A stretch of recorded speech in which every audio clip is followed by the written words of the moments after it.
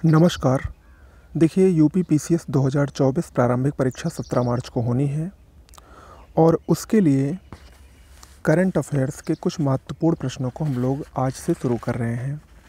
इसमें मेरी hand writing में कुछ महत्वपूर्ण करंट अफेयर्स के प्रश्न आपको डेली मिलेंगे और मेरा ऐसा प्लान है कि लगभग 500 जो अति महत्वपूर्ण प्रश्न हैं, अभी हाल ही में आरओ का एग्ज़ाम जो हुआ था उसमें जो जिस तरीके से करंट अफेयर्स के प्रश्न पूछे गए थे, उसी पैटर्न पर आधारित आपको कम से कम 500 प्रश्न आपको करा दिए जाए ताकि आपके पीसीएस में उसी से प्रश्न आ जाए। तो आज से शुरू कर रहे हैं। कुछ मैं अपने तरफ से खुद अपनी हैंड राइटिंग में दूंगा, कुछ प्रश्न मैं और इधर उधर से जो भी अच्छा प्रश्न लगेगा मैं सब आपको कराने की कोशिश करूंगा पूरे 1 साल के जो करंट अफेयर्स हैं। चलिए शुरुआत करते हैं। पहला प्रश्न आप लोगों के सामने है।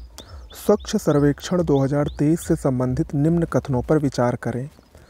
4 कथन दिए गए हैं। पहला कथन है, इसमें कुल 4,477 शहरों का आकलन किया गया। दूसरा कथन है, 1 लाख से अधिक जनसंख्या श्रेणी में इंदौर और सूरत प्रथम स्थान पर रहे। तीसरा कथन है, 1 लाख से कम जनसंख्या श्रेणी में पाटन प्रथम स्थान पर रहा। और चौथा है, चंडीगढ़ को सर्वश्रेष्ठ सफाई मित्र सुरक्षित शहर घोषित किया गया। देखिए, स्वच्छ सर्वेक्षण 2023 जिसके परिणाम राष्ट्रपति श्रीमती द्रौपदी मुर्मू द्वारा जारी किए गए, इसमें कुल 4,477 शहरों का आकलन किया गया। ये बिल्कुल सही है।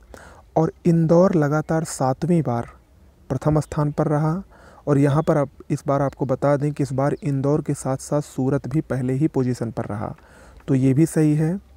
चंडीगढ़ को सर्वश्रेष्ठ सफाई मित्र सुरक्षित शहर घोषित किया गया, ये भी सही है।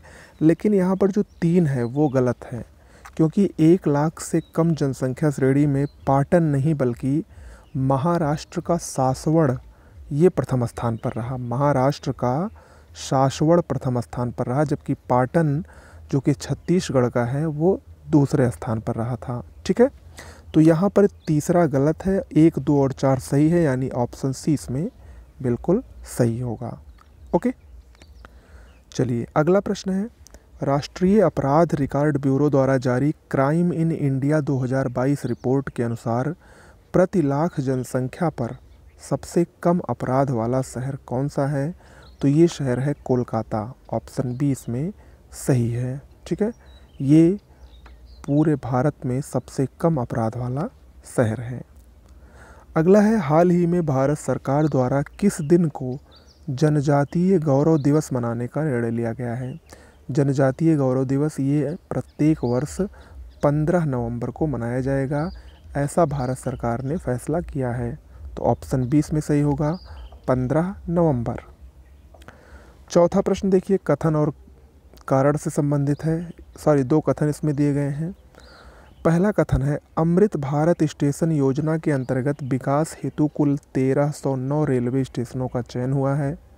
दूसरा कथन है, प्रथम चरण में कुल 508 स्टेशनों का चयन हुआ है, जिसमें यूपी के 65 स्टेशन हैं। देखिए, इसमें कथन 1 तो बिल्कुल सही है, लेकिन दूसरा कथन गलत है।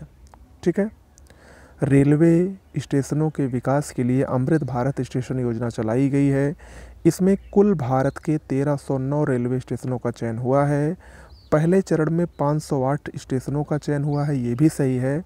लेकिन इसमें उत्तर प्रदेश के 55 स्टेशन हैं, ना कि 65 स्टेशन हैं। ओके, तो यहीं पर ये गलत है, तो इसीलिए इसमें ऑप्शन सी सही होगा, केवल 1, और दूसरा इसमें गलत है।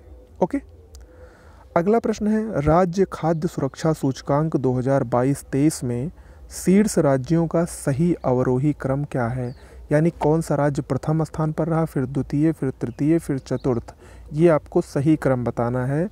राज्य खाद्य सुरक्षा सूचकांक जो कि भारत सरकार के स्वास्थ्य और परिवार कल्याण मंत्रालय द्वारा जारी किया गया, उसमें अगर आप देखें तो शीर्ष पर रहा केरल, नंबर 1 पर केरल रहेगा, फिर पंजाब दूसरे नंबर पर, तीसरे नंबर पर तमिलनाडु और चौथे नंबर पर मध्य प्रदेश, यानी ऑप्शन ए इसमें सही होगा। और मैं इस प्रश्न को इसलिए दिया हूँ क्योंकि अब वो बहुत हम लोग क्या करते थे अक्सर करंट में याद कर लेते थे कि शीर्ष स्थान किसका है और अंतिम स्थान किसका है, लेकिन अब वो शुरुआत के 4-5 आपको रटने ही पड़ेंगे क्योंकि इससे प्रश्न पूछा जा रहा है। ओके, अगला है विश्व का पहला पोर्टेबल हॉस्पिटल का अनावरण कहाँ पर किया गया। इसका नाम क्या है अस्पताल का? इसका नाम है आरोग्य मैत्री क्यूब। इसका अनावरण हरियाणा के गुरुग्राम में किया गया। ऑप्शन ए इसमें सही होगा। अगला है सही सुमेलित नहीं है। ये डिक्शनरी है और उस डिक्शनरी के वर्ड ऑफ द ईयर 2023 का कौन सा वर्ड ऑफ द ईयर है वो दिया गया है। इसमें सही सुमेलित कौन सा नहीं है? देखिए, कैम्ब्रिज डिक्शनरी का 2023 का word of the year hallucinate है, बिल्कुल सही है। कॉलिंस का एआई है। ऑक्सफोर्ड डिक्शनरी का रिज है। लेकिन मरियम वेबस्टर्स का ये ऑथेंटिक फैक्ट, ये इसका वर्ड ऑफ द ईयर नहीं है, बल्कि सिर्फ ऑथेंटिक है। ऑथेंटिक जो है वो मरियम वेबस्टर का 2023 का वर्ड ऑफ द ईयर है। यहाँ फैक्ट नहीं होता तो ये सही होता, इसलिए ऑप्शन डी इसमें सही सुमेलित नहीं है। अगला प्रश्न है यूएस ओपन 2023 से संबंधित कथनों में कौन सही है? पहला कथन है पुरुष एकल विजेता नोवाक जोकोविच थे, महिला एकल विजेता कोको गॉफ थी। देखिए, दोनों कथन सही है। ऑप्शन सी इसमें सही होगा, 1 और 2 दोनों। पुरुष एकल विजेता सर्बिया के नोवाक जोकोविच थे, जो कि इनका ये चौथा यूएस ओपन का खिताब था और ये सबसे उम्रदराज खिलाड़ी बन गए हैं यूएस ओपन जीतने वाले। 36 वर्ष की उम्र में इन्होंने यूएस ओपन का खिताब जीता। वहीं ये अमेरिका की कोको गॉफ, जो कि महिला एकल विजेता थी, उनका पहला खिताब था। ओके, अगला प्रश्न है संप्रीति 2023 सैन्य अभ्यास किन दो देशों को मध्य हुआ? देखिए, संप्रीति ये भारत और बांग्लादेश से संबंधित है।